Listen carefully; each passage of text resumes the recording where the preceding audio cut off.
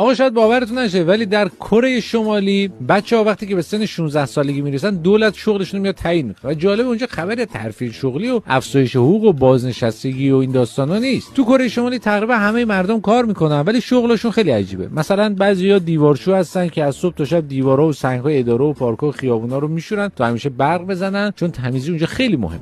جالبه یه تعداد میشن کارگر رسمی مقامات و واسه خونه اونا میان خرید میکنن. تو کره شمالی جشنای زیادی تو استادیوم‌ها برگزار میشه که خیلی خاص و عجیب است در نوع خودش. واسه همینم یه تعداد آدم هستن که میرن تو استادیوم و مسئول نشون دادن این کاغذهای رنگی میشن. البته کارشون سخته و باید بدون خطا و در زمان مقرر کاغذها رو عوض کنن تا بقیه حالشو ببرن. این کار جزء مشاغل سخت به حساب میاد. تو خیابونای کره شمالی ماشینای زیادی هم دیده نمیشه ولی با این حال باید پلیساشون هی در حال حرکت و فعالیت باشن. واسه همینم بعضی وقتا همچین صحنه‌ای رو شما ملاحظه می‌کنید. بالاخره همه باید فعالیت کنن دیگه بر ترتیبی که شده. اونجا ماشین شستشوی خیابون ندارن و واسه